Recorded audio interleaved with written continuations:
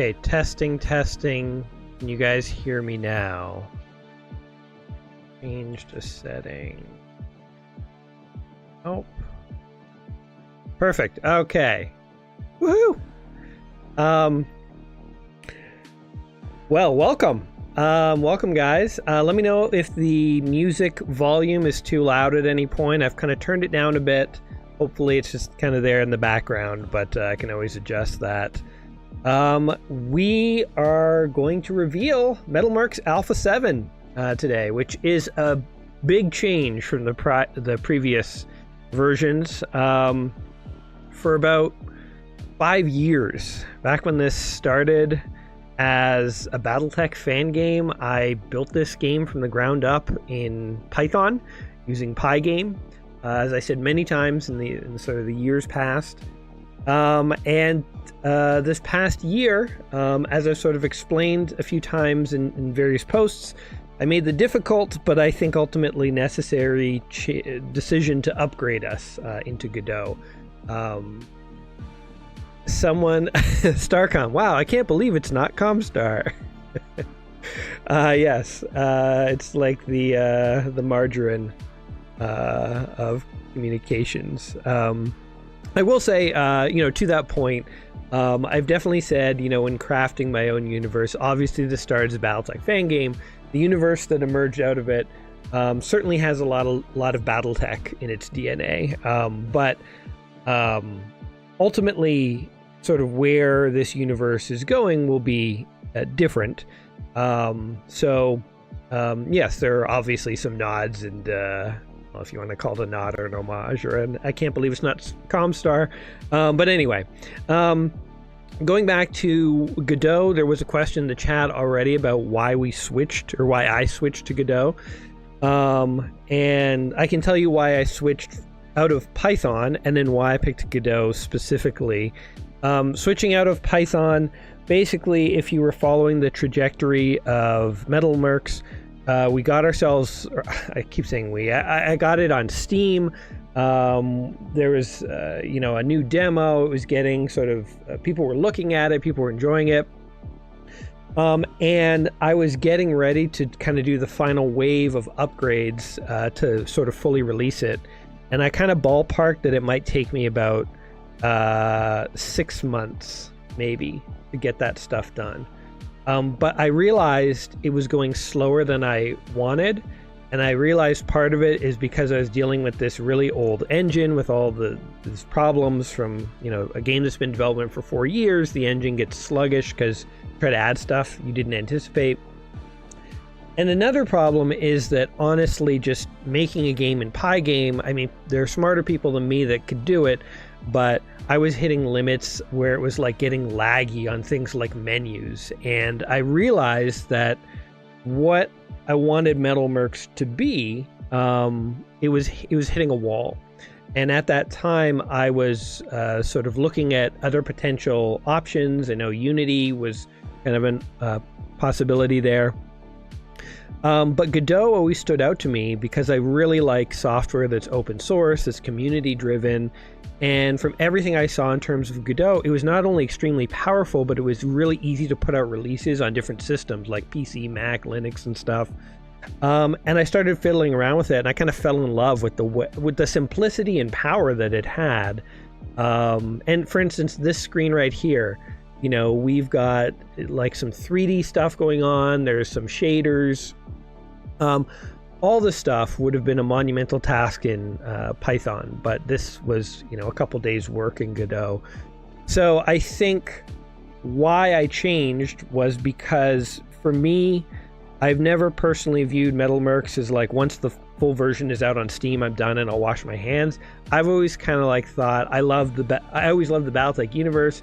I've started to create my own universe, as it turns out, kind of fell into it, but I really like what's happening. And when the final game does come out on Steam, I would still like to put out some updates. I have ideas for expansions, even have ideas for spin-off games. So I think it's kind of cool to have more mech games out there, and it's what I want to work on as my hobby. And Godot gives me the flexibility to do all kinds of stuff I couldn't do before. So yeah. So that's kind of where we are. So anyway, thank you guys for tuning in. I think it is time to go on to the main event, which is to actually see the new MetalMercs. So we'll say goodbye to the news, and we'll boot ourselves up into the game here. Now, well, I won't get ahead of myself. We'll let this kind of start up here. So here's a new intro screen. What you'll notice as we go through today is that this is going to be the MetalMercs that you currently can get on Steam, right? But improved and changed. So part of what I've struggled with in this upgrade is I want it to look and feel smoother and better and upgraded, but at the same time retain some of that retro charm that the Pi game version has. So it's sort of, I'm trying to walk a line here, and hopefully I've walked it, but you know, you guys are free to chime in with your own thoughts and opinions and advice as you see what's going on here. I'm gonna leave this title screen up till we get through the supporters at least once, because I'm terrible. I'm not the best with like calling people out and name. I know there's YouTubers who after every video will read out patrons and stuff. I'm so disorganized. I guess I just don't do that. But truly, if you have been a supporter of this project, I really, really, really do appreciate it. It is, I mean, even if you're just a fan, I really appreciate that. But, you know, a special sort of shout out to the supporters. Not that I wouldn't probably still be doing this if there weren't supporters. I'm not doing this as like a get rich quick scheme, but at the same time, like obviously having supporters just makes everything better. So so thank you guys. So if you see your name in the supporters list, truly, you're awesome. What else did I want to say here? Oh yeah, so by the way, this is glitching out. So this title screen, when I recreated it in Godot from Python, I tried to like bring in sort of what we had before and update it. I haven't fully updated the news box. When I did the GIF conversion, it kind of screwed up. But it kind of looks like, I don't know, like a glitching out Battlefield report. So I just have left it through development, but I'll fix that at some point. What we're going to see here today is the current latest playable version of the game.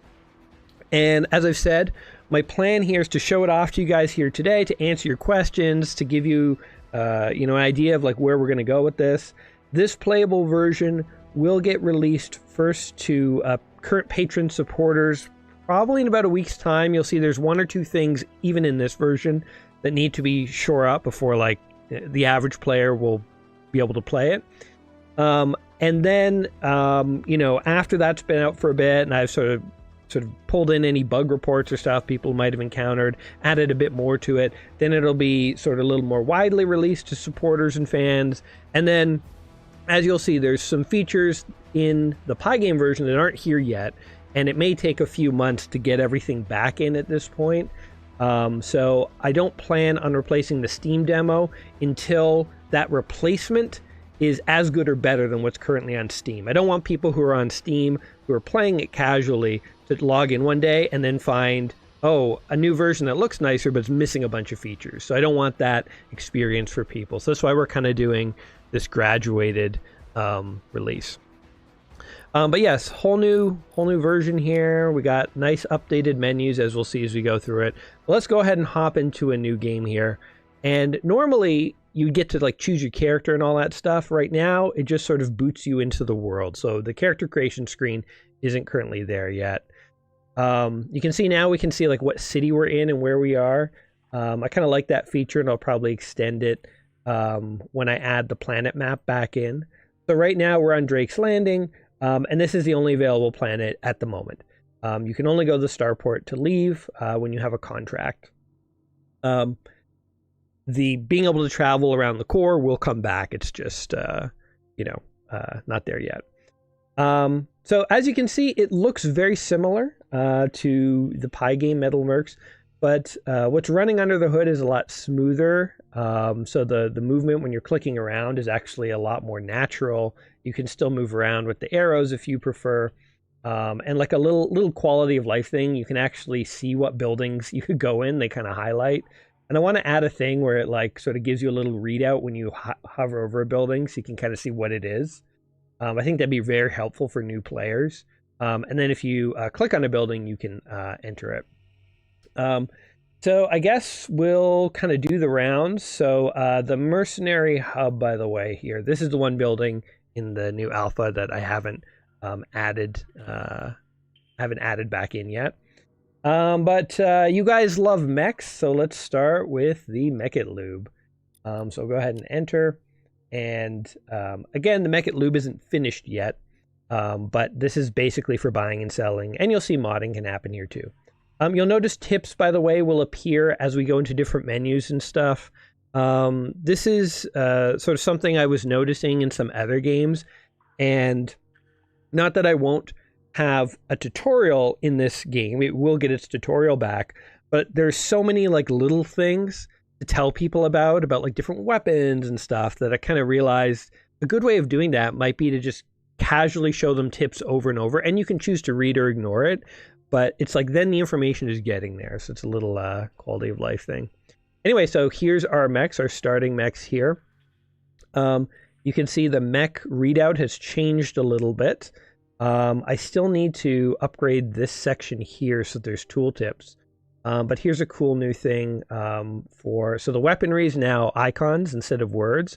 But when you hover over an icon, you can actually not only see what it is, but you can see its stats, and you have this nice sort of bar graph. And I'll be honest, this was inspired from me playing Destiny for years, because this is how Destiny represents their weapons, and I kind of thought about it. Like, that's actually a really good way of like representing weapons, so that you can see, you know, what stats peak on different weapons. You can see, you know, the high energy cannon versus the Ultra Vulcan. You know, if you want to maximize your damage, you go for the Ultra Vulcan. But there's things like, so the stats there are damage in the first row, heat in the second, fire rate in the third, range in the fourth. That targeter there is accuracy. So cannons are slightly harder to aim than all other weapons. Lasers are slightly easier to aim. You got missiles in the middle, and kind of grayed out there. You can see the range. There's like a gray zone indicating it's below the minimum range. So it kind of gives you, at a glance, a much easier way to figure out the stats of all the weapons. Yeah, some of the stats have changed slightly. So, for instance, cannons in the Python version currently aren't necessarily less accurate than other weapons, but I've been doing a little bit of balancing of sort of the weapon mechanics as I've upgraded it. So there's some slight changes to some stats. Also, the weapon icons you can sort of see easily. You know, these are two lasers, and every icon has sort of a little sub icon that lets you know kind of how its size or how big it is. So, you know, an ultra cannon has 4 pips. Here are heavy cannons. They only have 3 pips. And if you can find something else here, clicking around.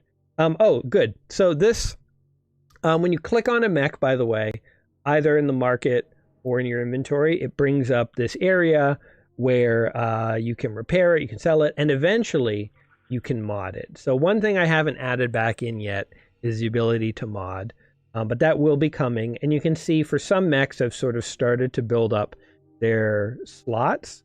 And this is a big change from how we're currently doing things. In the current Python version of the game, every mech has basically the same internal space available for weapons. And every mech also uses a very generic just mech frame when you are modding it. I've decided to change that. This is something people have kind of suggested and people have asked about. And I think this is going to make mechs feel very distinct from one another and give them more personality. So it's not just, you know, how much a mech weighs and, you know, how big its engine is and stuff. It determines how much free tonnage it has for new weapons. But the sort of the space it has available will vary from mech to mech. So I don't know if there's another one here that has this loadout. We'll look at a couple. I'll try to get a few to come up in the market before we break today. But yeah, I think people are saying loadout Tetris in the comments. I think loadout Tetris is a fun way to put it, where it's like it gives you sort of something else to consider when you're thinking about what mech do you want to bring into combat here. What else to tell you? For the most part, other things have remained the same. Oh yeah, Scorchers, as you'll see, have gotten a little bit of a revamp. I've always struggled with how to deal with heat in MetalMercs. And you'll see there's a bit of a change in terms of how heat works when it comes out of Scorcher weapons. But essentially, the Scorchers you can think of as very friendly to noob pilots because they have the highest accuracy because it's just a flowing beam of flame that you can sort of aim and adjust. So really high accuracy, very little actual damage, but when units do get hit by Scorchers, they now light on fire, and the fire burns, and they slowly suffer internal damage, and the fire slowly goes out if they don't get hit more. But if they continually get hit, they can remain on fire for quite a while. So Scorchers are a more unique weapon that allows you to kind of melt mechs from the inside, which they did before, but the heat just worked a little differently, where if a mech was too hot, it would slowly lose internal points. Now, when mechs get hot, they move slower and they can't fire as much, but in order to actually lose internal health, you have to be on fire, which is basically different than just overheating. So I'm still playing with this mechanic, but for this version, that's how it will change. Okay, so this is the mech bay. We will buy a mech before we go into combat, but let's just quickly check some of the other stuff out here. We have pilots, so we can enter the bar. So this is where we can look at our pilots. Currently, skills aren't back in yet, so I do plan to have pilots have some of those specialty skills they have in the Python version. And in the Python version 2, pilots can like build up a meter and then can do like a called shot. And I like that, but I feel like there are too many called shots that occur in the current game, and it's almost overwhelming. It almost gets annoying to have to do every called shot. So I'm thinking of changing it around so that maybe only the leaders of the different squads are allowed to use their, what we'll call a signature skill, and called shots might be one of those. So I'm kind of brainstorming with how to kind of keep that cool mechanic of you can build up a special attack, but also not make it so overwhelming or so frequent that if you're commanding like 12 guys, you just put it on auto because it's too annoying to have to do 12 called shots. So I'm going to try and figure that out, but skills will be coming back. For right now, these guys just have piloting and gunnery. These icons aren't permanent, but I kind of do like how the piloting one works, so I think just the gunnery one I'll have to change. But anyway, here are the dudes. These are supposed to be their skill icons, so you could easily reference what skills they have, but again, that's sort of just a placeholder right now. So you can see your different characters here. Somebody in the chat says maybe a way to auto individual mechs. Yeah, exactly. Yeah, that's a great idea, Roto. And I think that's what I was saying is in the current version, you can click an auto, and then your pilots will automatically do those called shots. And I think I would keep an auto option for people who don't want to micromanage. But I do like the idea of like, for at least some of your pilots, like maybe the commanders of your 3 squads, so there'd be 3 separate signature skills you could take into combat. Being able to like manually use those if you want, it gives you like a special advantage. And I like the idea of like an aimed shot, but there could be other signature skills I was kind of trying to think of. So basically this is a little bit in the air, but I'm going to see if I can make it fun, which should make sense, hopefully. Yeah, so these are different folks. In fact, pilots aren't too expensive, so maybe we'll buy 2 of the better pilots so we have them. One thing I will point out is, as you'll notice, these still have a price tag on them. And that's just a bug. Oh, we can get it off if we do this. Yeah, so I'll fix that before this goes out to you guys. But they still had a price tag there, which it should not be. So in the chat, somebody says, Clavo Hunter says, you could make an equivalence between your column leaders and enemy VIPs who could also call shots back at you. Yes, that's a great idea. That actually brings me to one of the features I was looking to add before I made the switch was sort of more elite missions against like enemy commanders. And I think an idea like that perfectly would have fit in. But that idea was hitting the limits of the Python version. But my goal is to get that kind of stuff in here. So yeah, excellent idea, Clavo Hunter. I think it would be cool to hunt like more elite bandits or rebel leaders or generals, and then have them not be just, you know, in a slightly better mech, like have them have slightly more skills. So it's a little more challenging. Oh, this guy's glitching out over here. I'm not sure. Poor guy's having a seizure. One thing you might notice too about the random NPCs is like they're a little more dynamic in how they move. Sometimes they might stop and they might wander around a bit. You can see this guy here, he's having a moment. So this is something that doesn't affect gameplay at all, but just trying to make even these hub areas a little bit more interesting. Also, like, you know, I said we're hitting frame limits with the Python version. We're at like 1600 in Godot. Admittedly, that goes down in combat, but I mean, just case in point for why I made the switch is like, there is so much more we're going to be able to do with this. And so that excites me. And one other thing I'll say before we get to StarCom is one other wild idea I had was that what if when you go to a planet, instead of these all just being like computer NPCs, if you could see other players walking around, maybe shoot them a little emote or something, or maybe shoot a handshake, and if somebody shakes your hand, then you could actually chat with them. I thought that would be a really fun way to have a little bit of community in this game, even though it is single player. Now that would be a total detour in programming, because it would mean I'd be spending like a week or two trying to get that working and not coding gameplay features. So I'm not going to add that soon necessarily, but as something in the back of my head of how this hub area could function, I kind of thought that might be fun. So I don't know. Anyway, all right, let's hop into StarCom here. Center of Information in the core. So right now, StarCom takes you right to the contracts. And I will say, in the current Python version of the game, StarCom has like a newsnet and other things. I do want to add that back in. One thing I am thinking is there is a MetalMercs wiki on online right now. There's a website. It's through like wiki.com or something. Riddled with ads. I find it super annoying to navigate. And one thing I would like to do is bring that wiki into the game itself. So maybe when you go to StarCom, there's like an internal wiki, kind of like in Civilization 1, how there was like a Civpedia.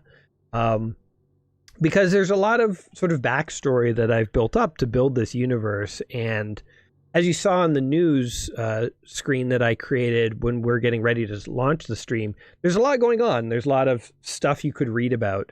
And rather than have that separate on some wiki that's going to serve you a bunch of ads, having it internally in the game, I think would be much better. So that if you are looking at your inventory and you're like, oh, heavy high energy cannon, like what is that? You could click it and bring up a little description of like what it is, where it came from, how the different houses use it. So just for folks who are really interested in lore, it could be sort of built into the game.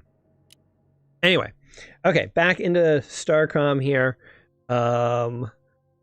So let's see. So here's, sorry, I'm getting distracted by looking at the chat too. Sounds like there are some folks. Fluffmaster likes the idea of pseudo multiplayer stuff. Yeah, so yeah, there's a possibility of all that now that we're in a real game engine. It is crazy how easy it is to do stuff that would have taken me weeks in Python. Although it just took a long time to rebuild the base engine. Anyway, here's a list of available missions. Right now in the alpha, they all come from the Union. They're all against bandits. There's no reputation system built back into the game yet, but obviously eventually there will be. You'll be able to work for the different houses, earn reputation with them, get access to better loot from their internal vendors and stuff like that, or lose reputation against a house if you decide to take too many contracts against them. The contracts, as you can see here, so let me step you through this. So first off, here's the upgraded mission map. So these chevrons kind of show you the first mission that you will enter.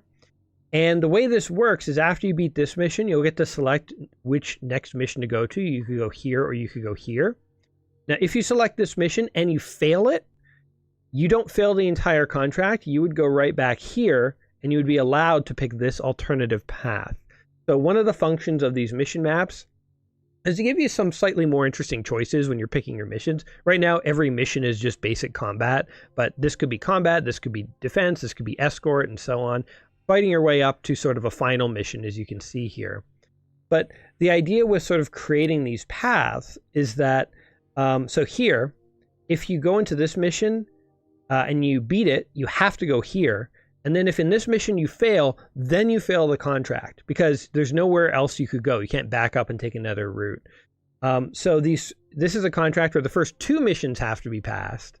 But then if you beat this mission, you get a choice. And if you take one of these and fail, you can go back and try the other. So in the current Python version, there are branches in the missions, but it's sort of arbitrary. It's like, here's a random mission you're allowed to fail. Here, by having an actual sort of map that you can sort of step through, you not only get interesting choices in what kind of mission you want to do next, and you want to go down a certain route. These, by the way, are bonuses, these little ammo caches or free repairs, which don't work 100% yet, but the idea is they are bonuses. But you can sort of see there could be interesting choices on where you go in terms of, how you want to try and step through a mission, and if you fail, where you're going to get bounced back to. So this will give you more flexibility. And also, if you're in a mission, you realize it's going south, you could abandon it, and you don't fail the entire contract, and you don't lose reputation immediately. You might go back, and then now you choose an alternative path. So it gives you more flexibility as a commander to make interesting choices. Here are the 2. So contract negotiation has gotten a bit of a revamp too. Previously, we had the drop-down menus and stuff.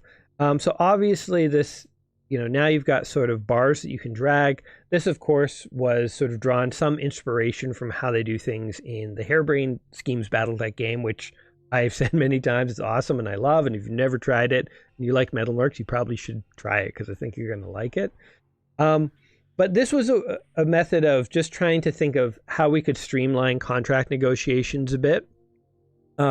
Because, in the current version, I even found when I would play it, I would go in and I would sometimes just skip contract negotiations because it was a bit too tedious. So this is a little faster, allowing you to precisely see, okay, I can balance this or this. Like, what do I want to prioritize? In terms of pay, if you maximize advanced pay, you actually get more money than if you take all your pay at the end of a contract. So if you want the most money, get paid in advance. The way I made this not exploitable is if you lose this contract, this is the amount of money you have to pay to the union.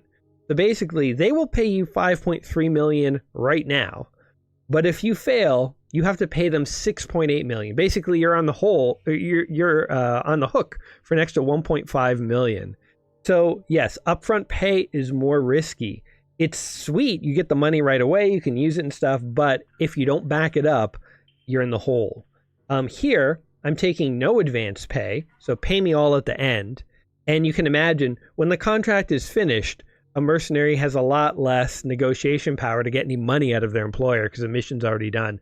So lore-wise, that's why they're paying you less. It's like, well, the mission's done. Well, how about $3 million? That's the best we could pay you. And like, what are you going to do? The mission's already done. Take it or leave it. But this is much safer because if you fail, you owe them $500,000 for wasting their time. But that's it, right? Like, they're not going to come after you for more. So you can think about, like, do I want to maximize advance pay? And you can see as I change these bars, it's alternating the numbers on this one contract. If you want to see, okay, generally I want to maximize advance pay, what would all these contracts look like? You have these global scales that you can play with, which changes all the contracts at once. So it's very handy if you want to like compare across contracts without having to click into every one and see, what it looks like. The other sort of side of negotiation here is, sorry, I'm kind of looking at the chat. I'll come back to the chat after I explain this, but you guys have some sort of interesting ideas in there, which I'll comment on. So now we have salvage rights versus field supplies. So these are the two sort of metrics you can decide how you want to balance here. And basically, salvage rights are how many sort of tokens you can spend on buying salvage. So here I'd get 8 salvage tokens to buy things as I go through my missions.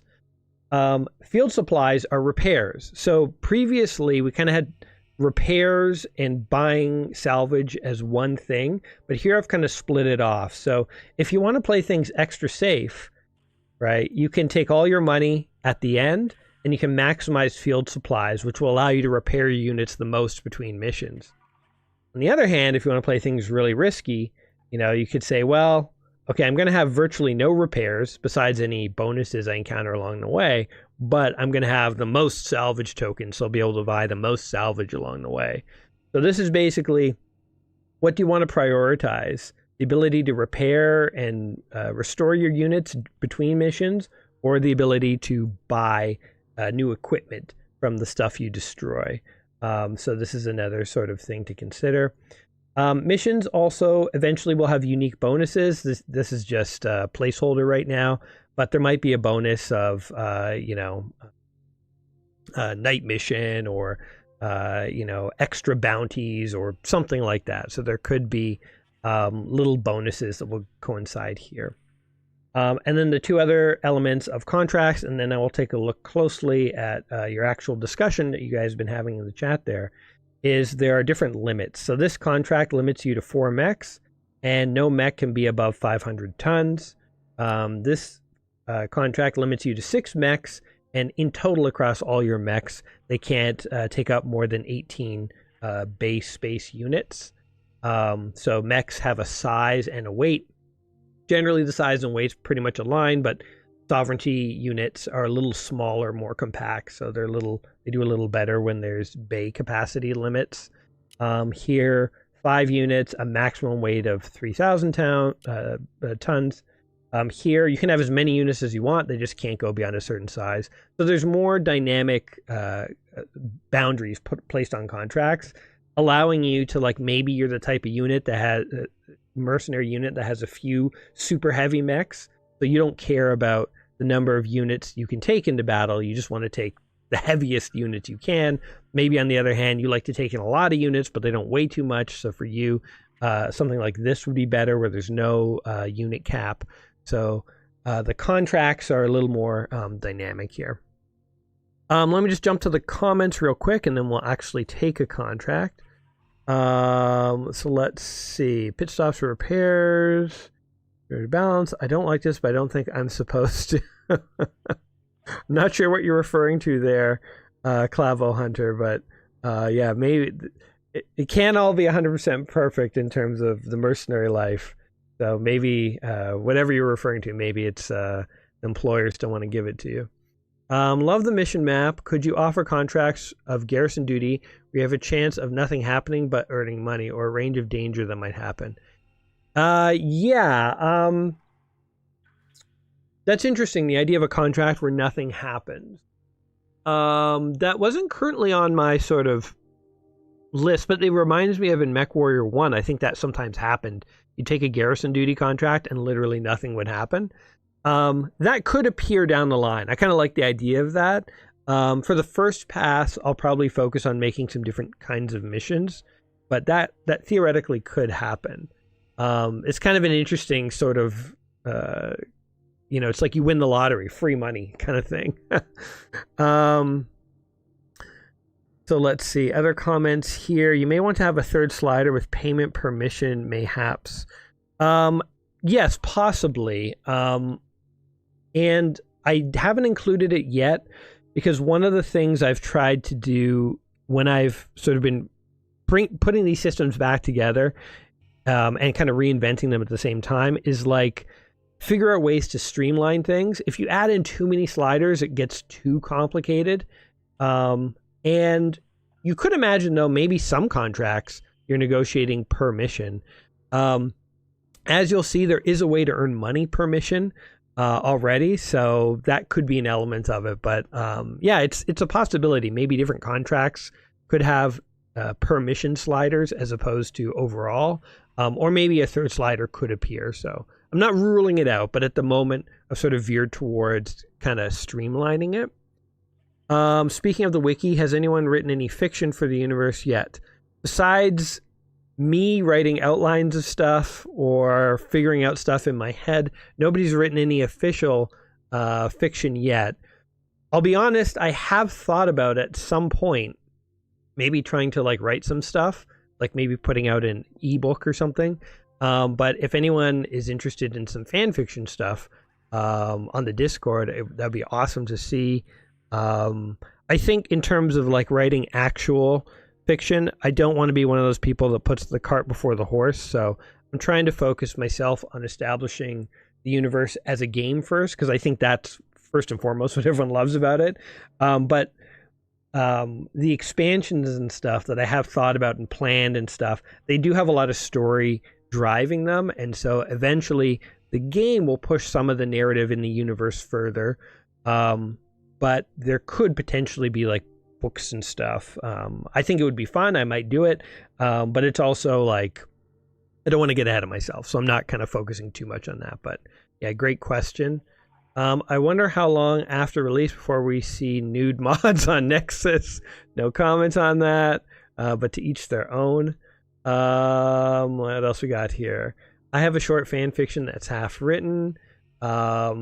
If you want to post that on Discord, if you're comfortable with that, I'm sure folks might be really interested to see. The image next to the briefing looks like a roguelike map or something. Yeah. And I will say I'm a personal fan of roguelikes, and part of the inspiration for this came from sort of the roguelike genre. And I have a different game that I was working on that I had to put totally on hold because I wanted to pivot back to this, of course, called Deck of Stabs. And that one is a roguelike. And that one was also made in Godot. I took a break from working on this to work on that to learn more about Godot, so I could bring what I learned over here. And I will say some of the map code in here actually came from Deck of Stabs. So even these detours, I'm learning stuff and trying to sort of bring that knowledge forward. And Clavel Hunter says he might finish his fanfic. I think I could write a short story or something as promo. Oh, that's awesome. The Many Voices. If you do want to do something like that, feel free to reach out if you need more information. Like I can give you sort of the inside skinny on some of the stuff you might want to write about so that it sort of fits the accuracy of the canon of the universe. Or if you just want to take a stab at some fanfic or whatever, do it. Go for it. That would be awesome. Aren't 500 tons a wee bit much for Jockin? So I will say, you know, the weight of all the mechs in my universe, I tried to sort of adjust from the Battletech universe. There's a sort of 100 tons is basically what a modern tank weighs. And so if you have an Atlas that's 100 tons walking around, it has a density of like a helium balloon. Now, you know, I'm not saying that to dig on Battletech. I think we all love Battletech. But it is just one of those things that, like, when you actually think about the weight of things, it doesn't quite work. So having my giant mechs be 1,000 tons was an attempt to try and be a little more realistic there. There are logistical problems with that too. Like if they were walking around, they would sink into the ground and stuff. So no matter how you cut it, I think the physics, you're going to have to do some hand wavy stuff. But I think just if you think about the weight of a modern battle tank compared to what a mech should be, 500 tons is actually... Even that might not be heavy enough, but that's where we are. And what else we got here? 500 tons is mid-sized here. Yeah, so 500 tons is almost the equivalent of like 50 tons in Battletech. My mechs do go up to 1,200 tons, so it's not a perfect scale, but anyway. Oh no, it's the Reddit bet on nothing happens meme. Garrison contracts. Okay, sorry. There's a lot of chat, and I know we want to see more of the game, so I won't go through absolutely everything. This makes sense. Blah, blah, blah. Sorry, not blah, blah, blah, but you know what I mean. I'm just trying to cut through this. Battle mechs apparently most empty space. Yeah, getting permission from Tops or CGL is difficult. So, being an indie guy, you know, if you're actually interested in writing some fic in the universe, that's a great way to world build, and I am open to talking more. You can pilot the opportunity to gain skills in their downtime. Yep. Okay, I think I'm going to come back to the chat when I'm actually done the stream and read everything more closely, but I think I've hit the broad point, so we'll keep going here. Okay. We need to pick a contract. Let me see here. What do we actually want to do? Let's do one where we have, maybe this is okay. 6 units. We have a space capacity size. Okay, let's go ahead and take it. Contract accepted. Before we actually depart, let's go here and see about, I'm going to sell the Ragnarok because as cool as this mech is, it actually needs some tweaks to its animations and stuff, so I didn't want to like show it in combat. So I'll sell that for money. And let's look at what we can buy here. We could get a Punisher, which is pretty good, but that would take all my money.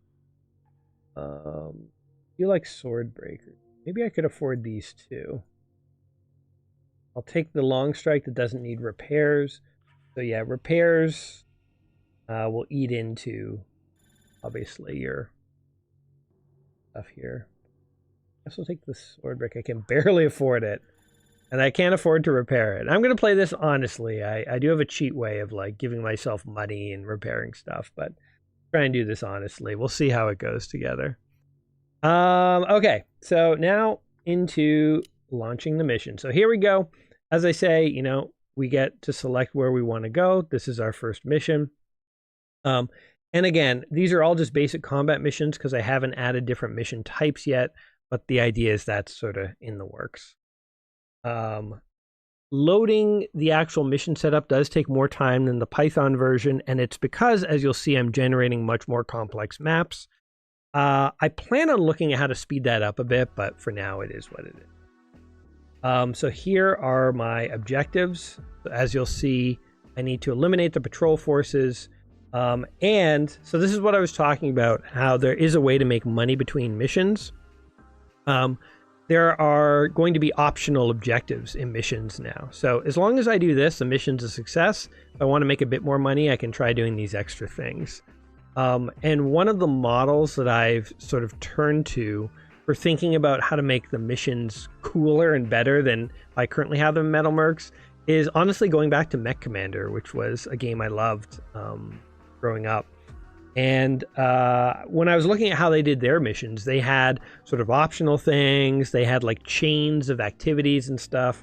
So I was showing this off a while ago, but internally the game now uses Lua scripts to run missions, which opens up a lot of powerful possibilities of like making more complex missions. So this is sort of not filled in right now, obviously, but basically missions, hopefully you'll notice an upgrade in their complexity and how interesting and fun they are when we get going with this upgrade. So first, let me assign my crew, and then we'll go from there. So I did have a Sword Breaker. Even though he's damaged, I'm going to bring him into combat. And I have my Long Strike. And I only have 1 Crossfire. How many can we bring? We're already up to 9. I guess I will have a second crew of Firebrands. I can do that. All right, under pilots, go Panther. So yeah, you're noticing sort of the upgraded unit assignment. Previously, you had to click on different columns. I decided to kind of shrink that all onto one screen to make it easier to see, like, you know, your whole crew. Also, when you assign units, you can like hover over their individual weapons if you need a reminder of what they've got. I plan on adding tooltips to a lot of other stuff that you hover over. Right now it's mainly weapons, but I wanted information to be at your fingertips as easily as it could be. So I'm kind of working on that. Also, here, this is something new. If you click on the mission, you can actually choose your spawn points now. Now, you might have designated areas. You can't just spawn anywhere. You might have areas that you spawn into, but this is squad 1, 2, and 3. You have some choice in how you approach the mission. And given that, mission objective B is to destroy these depots. Spawning near them might be a good idea, so I'm going to do that. This mini map, by the way, is not fully populated. It's not showing forests or anything right now, or some building things. Long story short, it's quite complicated to get that added in, and I will get it there, but it's just gonna take a bit of time. So somebody said, Aaron Paul said, can you add tiny pictures to the selection bar? Faces are a lot easier to recognize compared to names. Oh, that's a good idea, like a little face there. That's a great idea. Yes, not only can I do it because it's Godot, I think I can do that before I release this to you guys. Yeah, you're right. That's a great idea. Probably even do that for the mechs too, right? Not as essential, but it's sort of just nice to see. Let me make a note of that, actually. That's a good idea. Put my notepad here. In mission setup, add mini faces and mech models to the list items. Cool. See, this is why having you guys around, even if you're just a fan, I say just a fan, even if you're a fan, it's great because it's like allows me to test these things and hear your good ideas. So, all right, let's launch the mission. Now, one thing you will notice is that some of the transitions and stuff. Sorry, I paused it right off the bat here before we do anything. Some of the transitions and stuff aren't quite there yet, so that obviously will come. Also, so here's the map. You can see the map looks way more naturalistic. Oh, these guys are already fighting. Way more naturalistic than the existing maps, and it's because I've completely redone how maps are generated with an attempt to make them still retain that retro charm, but also look a little better and more modern. Forests, as you'll see, will move through some forests. They're actually dynamic. They hide your units. Trees will shutter as you walk through them. So here yeah, obviously, so if we zoom all the way out, so the border, the edge of the map is just a hard edge right now. I still brainstorming how to make that kind of a cooler transition, but it may just be what it is for now. It's just there so you can see the entire map easily. Here are your units, obviously. So again, the goal was to keep them looking sort of retro charmy, the same way they did in Python, but make them also look better. And you'll see when they walk, they're actually smoother, more animated. You have your unit bar at the side. If you hover over units, you can get details as to their weapons and stuff, and you can see exactly how much ammo and stuff they have left. So all that is there. If you select units and you want to make a new group, you can use Control-3, make group 3, Control-4, 5, so you can dynamically set up different hotkey groups. If you select, let's see, these two groups, and you want them all in group 1, Control-1, now they're all in group 1, so you can more easily organize your units how you want to organize them. Let's see, here are some enemy units. You click on them, you can see their stats too. But without further ado, let's actually see these guys in action. So I'm gonna select all my guys. Maybe I'll put these guys back together in group 1. And if we unpause, the units will begin to fight. Every single weapon effect has been redone and redesigned. Missiles specifically have been redesigned to actually move like missiles, to look better. I've tried to work to make sure when units get damaged, or this guy's overheating, you can see him kind of glowing. He's getting too hot. So trying to make things more apparent, more easy to see. So when units get damaged, it's more obvious they're getting damaged by how much. Obviously making combat look cooler. When units fire cannons, their arms shake. You see smoke coming out of their hands. Okay, that guy just got wrecked. So there's our first death. I'll tell you about some of those icons you saw coming out of him. The scorchers are actual fire. You can see units get lit on fire. When units are on fire, they take some damage. So he's got one stack of burn that did some internal damage to him. We'll let our guys... Oh. So yeah, tons of visual upgrades. I couldn't even talk through it all. We'll see more of this combat, obviously. At the bottom here, you have an order bar. my guys are in a holding position, I could tell them to engage, and I can tell them what range to use. They default to about a midish range. Anything in the green area up to long will basically say whatever weapon you've got, look at all your weapons, and whatever's about mid for you, that's what I mean by mid-range. Here, this is saying whatever your shortest weapon is, that's your short range. So for 2 units, this close range might be a little different, right? If you have a bunch of light lasers versus if you have a bunch of missiles, you'll engage at different ranges. This is basically saying go super close. When you're in the blue range, it says no matter what your weapons are, get super close. When you're in the red range, it says I don't care what your weapons are, go to like the maximum visible distance. So when you are issuing your orders, don't go in the red zone unless you literally want your units walking out of range of other units. You want to kind of stay somewhere in the middle. You can also order how much to care about heat. Overburn means just fire everything nonstop. You can also say minimal, which means do not generate heat. Don't fire unless you have no heat. You can leave them somewhere in the middle. So we'll leave them where they were. You can tell them conserve all your ammo. Don't fire ammo-based weapons. You can say go freaking nuts and fire it all. Or you can say, you know, pace out your ammo. You can also sort of tell them to lock on to a target by, let's see, right-clicking on a target. Now they're locked onto this target. We can uncheck this if we don't want them locked on. You can also toggle that here. And you can right-click a unit and then right-click and to basically lock or unlock them. I'm going to let them fight some more, so I've set them to engage. The engage AI is completely different. They try to retain distance from units much more accurately now, and you'll see as they engage, they kind of sort of circle around units. Previously, they would just sort of go in a giant swarm, and it was a big mess, but now the AI is quite a bit better. And again, this is all thanks to being able to be in Godot and have a better engine that runs stuff more smoothly and is sort of designed for this. So the guys are going nuts. Sometimes when units get hit, you will notice a red icon coming out of them. Oh, there it was. So they were sort of a radioactive icon. If you look at a unit, that was their reactor getting hit. There's 3 ways to kill a unit.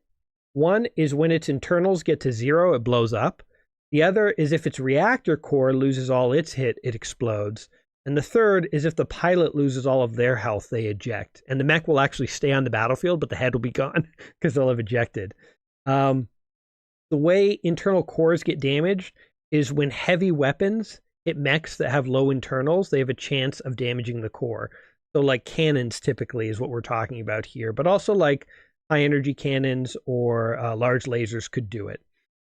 So these are like mech killer weapons, and destroying mechs by destroying their core, it can be effective against assault mechs because they have so many hit points. It can take a while to whittle that down, but if you destroy their core, it's a faster way to kill them. Killing a pilot or forcing a pilot to eject is always good. It can take down any mech. I'd say it's rare. But obviously, if the pilot has fewer hit points, it will happen more often. Typically, to do that, you need precision weapons like light cannons, like sniper shots, or like medium lasers. And their pilots have a chance of getting damaged whenever the armor gets low. And of course, the last way is to just whittle down the internals so that there's nothing left of the mech and it just explodes. This guy's getting lit on. So you can see he has 2 burn stacks. If he were to get a third, it would cause more internal damage. So he's taking little bits of damage internally as this is happening to him. Now, I will say trying to melt a mech from the inside works a lot better on light mechs because they, by default, have a lot less hit points there. But yeah. And Clavel Hunter says, core kill equals salvage problem, ? Absolutely. So that is one of the sort of new mechanics that will emerge when I get the salvage back up and running. That's one of the features currently missing is the salvage. The idea is if you kill a mech from making the pilot eject, you can basically salvage that mech and start using it. If you blow it up, though, you've destroyed the core, and mechs can't function without the core, even if you repair all their structure. So you've got some problems there, and you'll need to either do some repairs or try and find a couple of the same model of mech and mash them together to get a functional core. So there will be a bit more complexity to the salvage. Also, by the way, the map generation, like there's some glitches here. My plan is to fix this, but and also I will say, where are mountains? Yeah, mountains looked so much cooler before. I had to change how I generated maps slightly, and mountains, honestly, they don't look good to me right now. So I'm going to be, they look too smoothed out. I want to make them a little more jaggedy and interesting. So, you know, it is what it is for now. Also, by the way, so we killed a bunch of mechs. These are the objectives. You can see they kind of fade out when you're not looking at them, so they don't interfere with your view of the battlefield. Just hover over them if you want to see what they are. We've killed 6 of the 7 roaming patrols. There are still 2 supply depots. So let's go ahead. Oh, and if you click on one of these, it will zoom to what to the objective if there is one. Clicking on this doesn't zoom to anything because these guys are just wherever. So if we destroy, let's work on this one here. I'm going to tell my units to destroy this building here. And then I'm going to tell them to destroy this building. You notice the buildings will get damaged dynamically. They explode. We have a nice clear target on them, so it's clear those are ones you're supposed to destroy. And I've now completed that that mission. I can come over here and do the same thing here. All the buildings are these sort of sci-fi blue buildings right now. You can see they do get a little more complex, but they're all sort of the same style.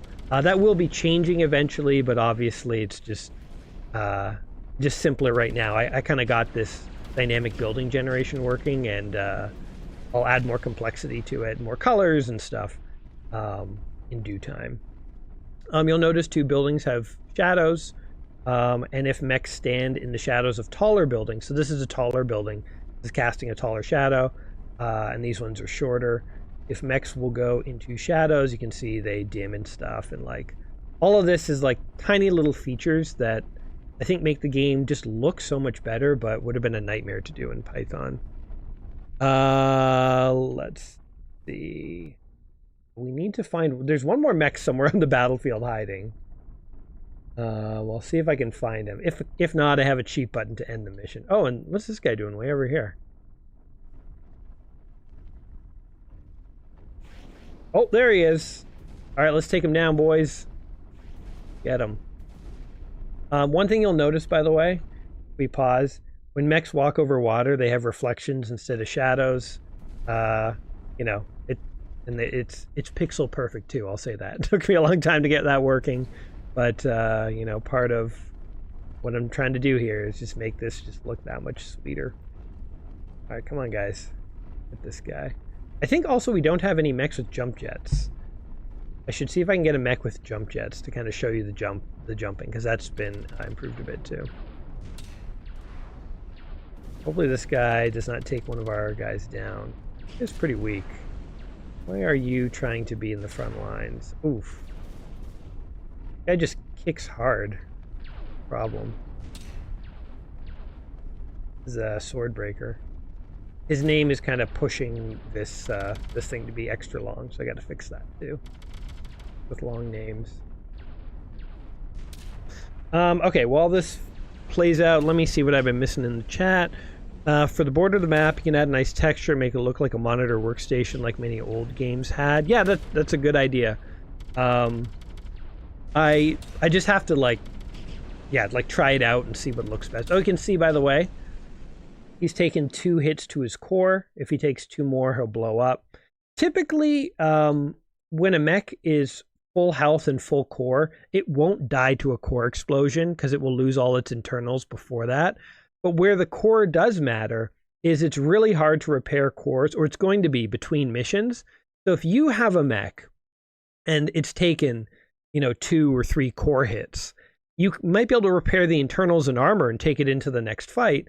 But now it's only going to have 2 of its 4 core hits. Now it takes another core hit in another mission. Now it has 1 of 4. So now, even though it might have full armor and full internals, if you take that mech into battle, it has a non-zero chance of getting destroyed fairly fast. So the core, the reactor core, was a way of adding sort of a fatigue stat to mechs, if you will, such that some mechs might get worn down over time, and then even though you kind of repair them up, they're still a little fragile.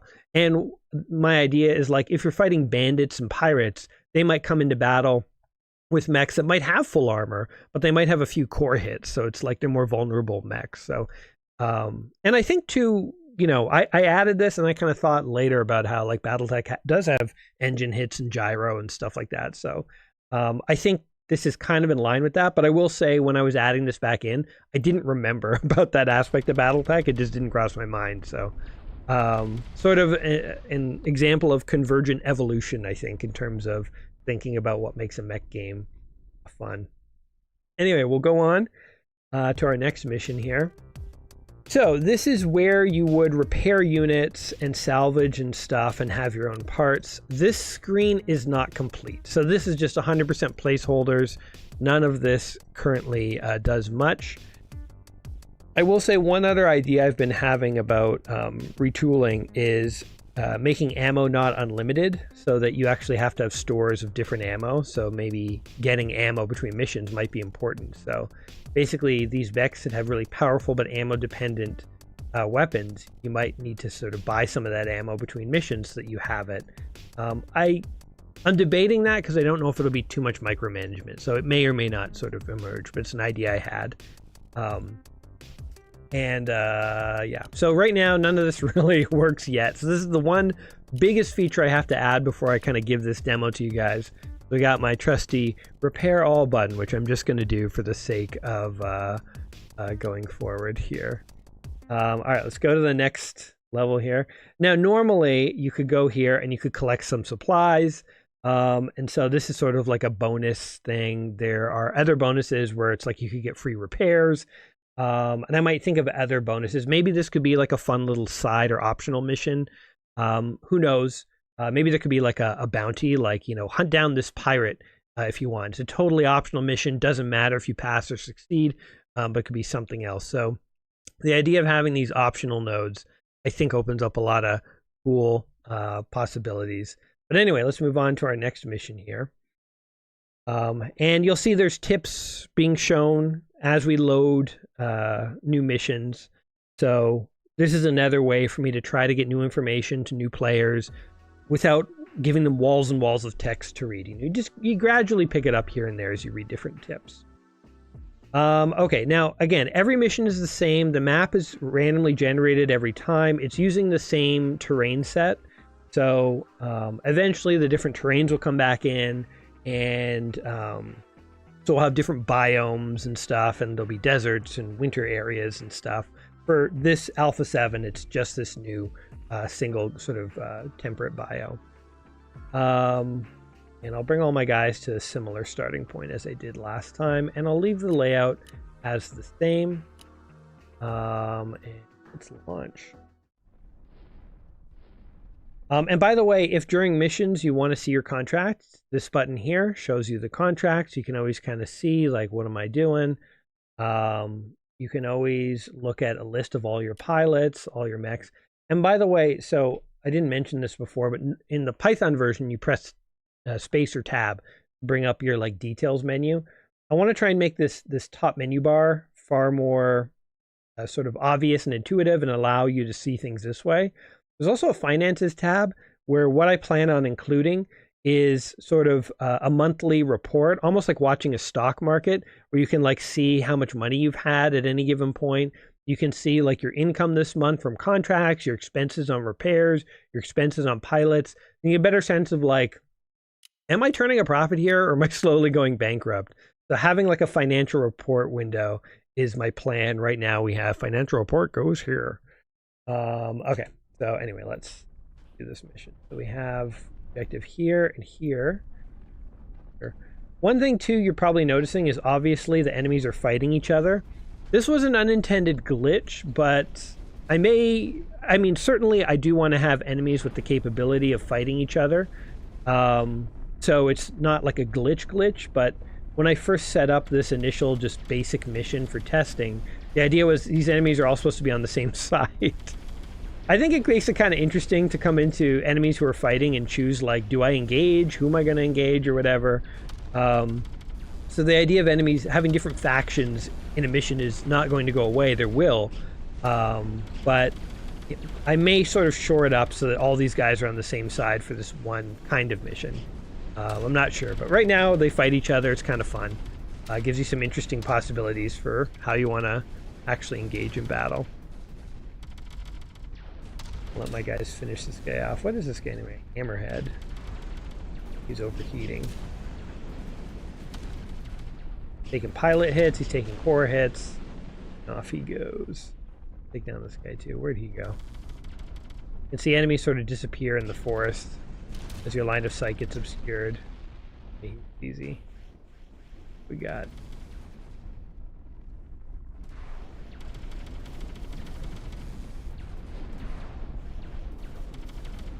The guy went hiding. Another hammerhead? Yeah, 2 hammerheads. Right now, the only mechs in the game, by the way, are the sort of ones that are common across all the core and the Union. So in Alpha 7, when it comes out, it'll primarily be focused on Union mechs.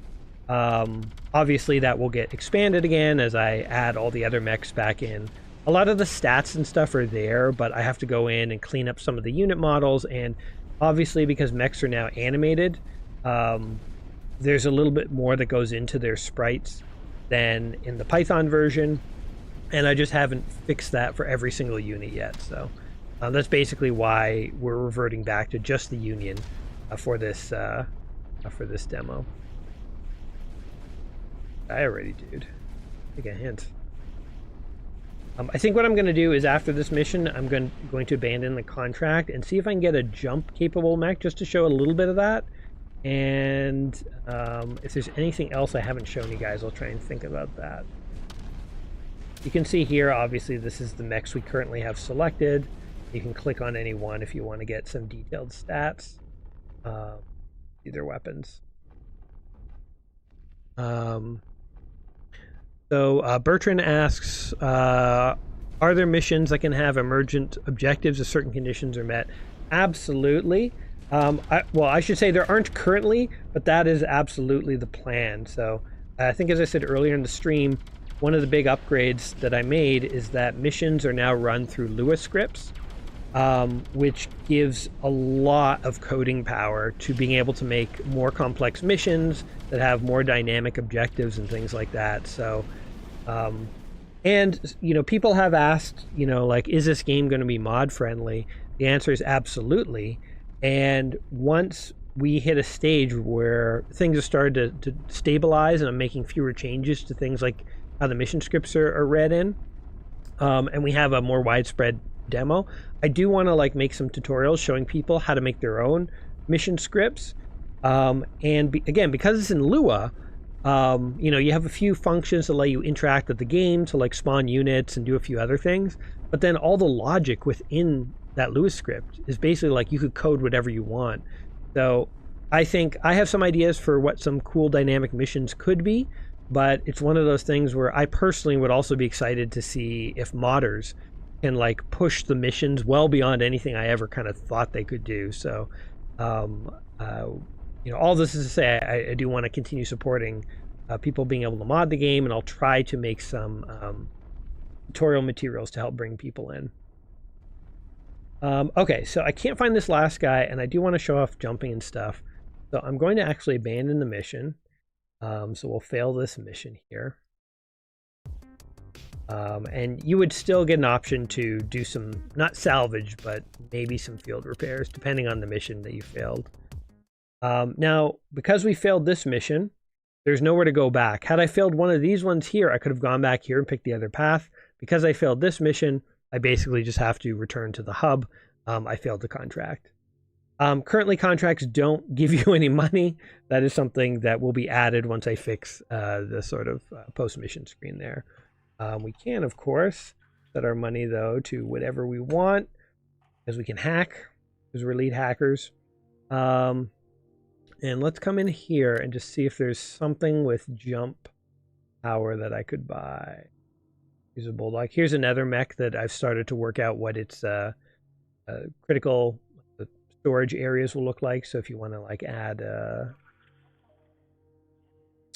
what are the words I'm looking for? You want to mod the mech. None of these guys jump. Okay. Do this. I'm just going to take a contract and abandon it so we can re-roll the Mech bay there. Launch. Can flamers set fire to forest or eliminate cover or spike the heat of units within? So in Viticus, that is definitely something that I want to add back in. It's not currently something that is there, but yes, being able to light forests on fire, I think is currently a part of the Python version, and right? No, I'm misremembering. I'm pretty sure it's there. But yes, I do want to have the ability to add terrain back on fire. Actually, let me make a note of that too, because I don't know how on the forefront of my mind that was, but have the ability to light forests fire. That is definitely something we want back in the game. Custom missions with unrestricted code might lead to that. After failing capture the Pirate King, the pirates retaliated by locking up your boot drive. Yeah. I could see a mission where you're tasked with hitting a factory, but you let your trigger happy and cause a power plant chain reaction, so the client asks you to either stop it or let it be. Yep. Yeah, so you can already imagine like all the sort of fun things you could do. Jump. Literally no jumpers. I'll try one more time. If not, I could just edit the scripts to make it happen. Let's see. Any other comments generally that I missed? Why don't pilots have a fatigue stat? Their fatigue stat is basically like their hit points. This is basically like their stamina. They can go into as many missions as they want, but every time their mech takes like a hit to like the pilot area, they'll lose one of these, and this will gradually build back up over time if they sit a mission or two out. Yeah, this basically is their fatigue. When it hits 0, they will always eject, and in the Python version, I had it so that their total maximum stamina might decline in that case. And I do still want to do something with their total maximum declining, so that like if pilots eject and take too much damage, they gradually wear down in terms of their use, but I'm not sure if I want to do it every time because it seems a bit too fast. So, by the way, the 7.97 and the 6.21, 7 is the skill level and 6 is the skill level. The 9.7 and 2.1 is how far away they are from leveling up. So, right now you don't earn experience after missions, but obviously you're supposed to. In that post-mission screen, it would show pilots and you'd watch their little green numbers count up. And when it gets to 100, it rolls over, and then their main skill rolls over. So the green numbers don't affect performance, but it's showing you how much experience they have. Anyway, I did want to abandon this one, right? Yeah. All right. Is the game going to cooperate? Will I get a jumper? Challenger, Jackal, Elf, Wolf, Ichabod. No, it didn't give me one. Okay, hold on. Let's get back to the main menu. Let me see over here. Demos are up. Just need to look up some mech. Let's see. Like a slugger or a vagabond would do it. So let's do this. Vagabond. All right. Back to my own game. Let's see if this works. We should now. There we go. Wait, why does it say it can't jump? Am I crazy? Why is that 0?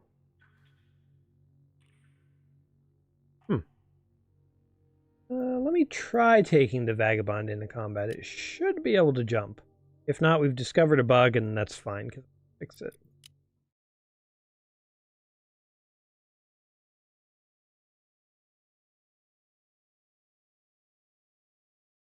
The UI is selling the whole game for me. That's awesome. Thank you. I mean, I've really worked to try and make the UI as cool looking and intuitive as possible. So we can get a group of jumpers. Actually, if this doesn't work, I know something that's cool to end on. Maybe we'll end on it no matter what. Okay. Can you guys jump? Oh, yeah, they do. Okay.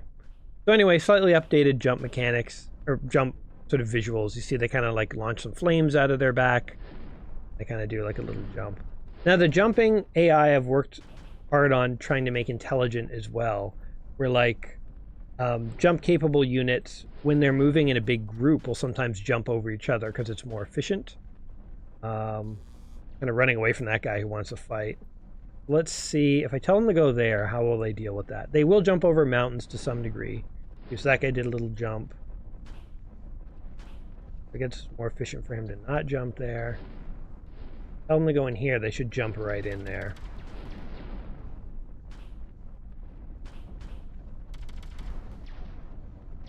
Or maybe not. I think that guy's waiting to jump. Yeah, there you go.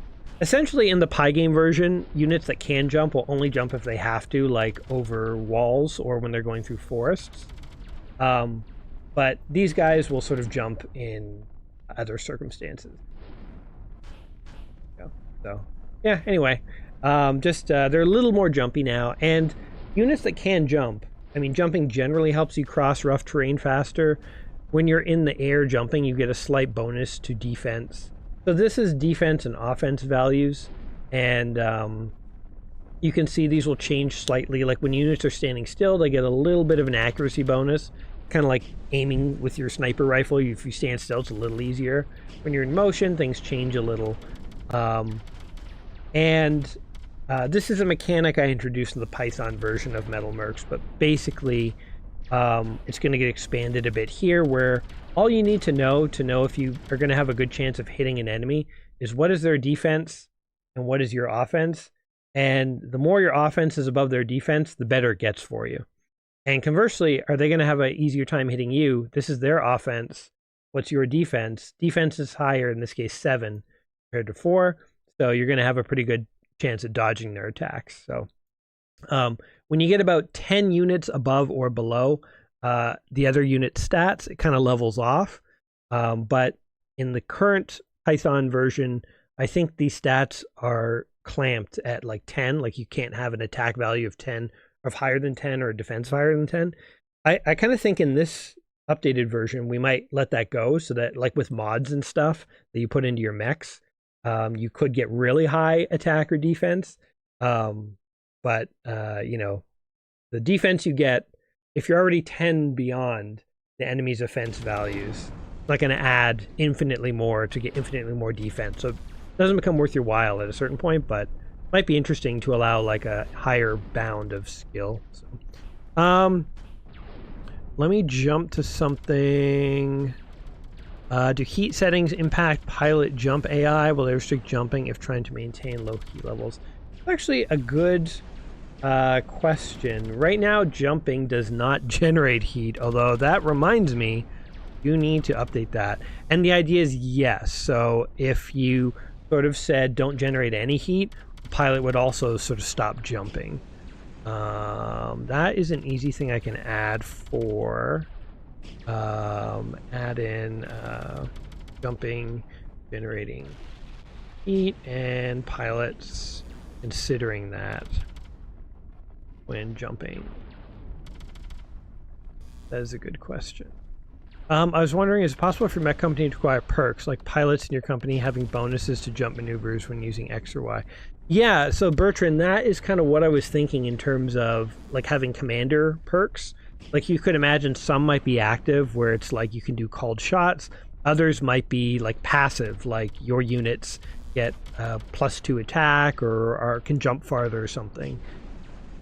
And the reason I think that's more interesting than just letting every unit have a called shot is if you can only take in 3 special abilities to your overall force at a time, what 3 abilities are you going to pick, what pilots are you going to pick, and so on. So I think it makes it more interesting and gives more possibilities of sort of bonuses and stuff that you could strategically pick to make your guys more effective. We just took an engine hit there. I love when the units explode, but their arm was still firing, and then it like twirls off, and you get like a spinning laser. Okay, jumper only company. That's good. Yeah. Okay, so let's abandon this. I thought we could end on something, a little spectacle here. So we'll get to the main menu. So this feature will be gone when you guys get it. This is just when I boot up the game if I need to do some quick battle tests. And I have the battle test right now rigged up to just have a huge, massive battle. So this is every Union, I think most Union, like it's more mechs than you're even supposed to be able to field. And if we can find an enemy, and these are all like super heavies and stuff. You got sword breakers, and you got liberators, punishers. Like, let's just go to town and see a massive battle here to sign off. So yeah, I'll stick around for a little bit if you guys have any more questions. I'm going to look at the chat a little bit too, just to see if there's anything that I missed. If I missed a question that you had, I'll answer it in the chat there. But this is it. This is the MetalMercs upgrade that is coming. And this is sort of the first step. Obviously, this Alpha 7, when it launches, not going to have every feature the Python version has, but it has a lot of cool upgraded features. I'll be working in the coming months to get it on par with what we've got in Python, so that we can eventually replace the Python demo fully, and then go beyond it, obviously, and do stuff we never could in Python. Like, I got just decimated. I love seeing, like, every unit unload on a guy. And I think too, also, like, just as a heads up, I've been like going into crunch mode to get this thing done. You know, if you follow my YouTube channel, you probably noticed I haven't posted a video there in like 2.5 weeks. And it's not because I've given up on the channel, but it's just, I really had to buckle down to kind of make this happen, because I really want to get this demo out, and it's just been so long. When the demo does finally go out, hopefully about a week's time. If it has to be a little longer because I got to tweak something, it may be, but hopefully just a week's time. It'll come out to patrons first.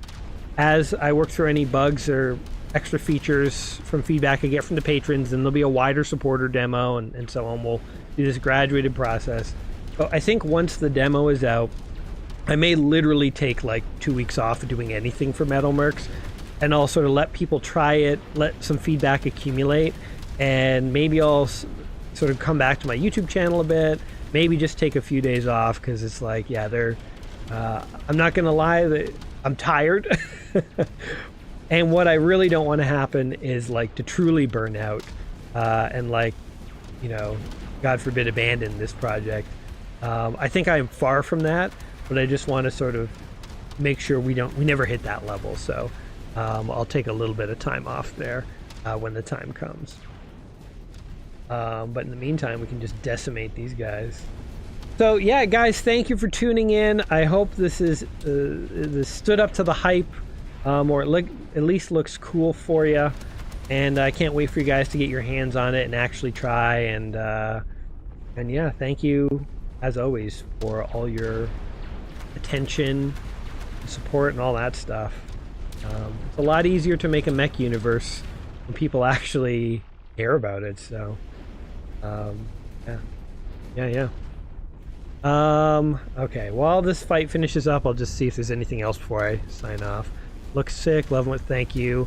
You can add another command that's basically a guard that forces them to stay close to position. Yep, there's, the command bar, there's a lot of possibilities for doing more with that. So you just, if I actually finish this mission, it crashes the game because this is just a test mode. You're never meant to like abandon it or anything. Again, you guys won't have this when you try. Also, when you zoom out, the names are all jumbled. I'm going to try and make sure they separate. If you hold Alt, you can see names really quickly, and it's designed to try and not overlap them. You can see it trying its best because there's so many units. It works better when you have fewer units. Also, a little bit of a hack, but because we're in debug mode, if I hold Alt, you can sort of see red outlines of other units. One idea I had is to have like a scanning feature where you could scan outside of your line of sight. Oh yeah, and by the way, you can actually see your line of sight. In the Python version, you can't, so you have no idea how far your units can see. So adding this line of sight is literally an improvement. Well, it was one of the first things I did when I moved to Godot. But yeah, so you can sort of, it'd be kind of cool to have like orbital scan, and you just, you can like scan, you have like 5 seconds to look around, and then it like goes away. So it's kind of cool to see like the red outlines of the units. It really does look scan. Okay, anything else here? Water having small effects looks good. Okay, I think I've answered this all, but as I say, I'll do it in the chat. Guys, thank you so much. If you, you know, if you want to sort of follow the latest news for this, just keep an eye on my YouTube channel because I announce stuff there. Also on Patreon, I make public posts about the progress of this and when there's a new demo and stuff. So you can always follow me there too. But until next time, my friends, you all take care of yourselves, and we will see you guys soon. Alrighty, guys. Thanks so much. See ya.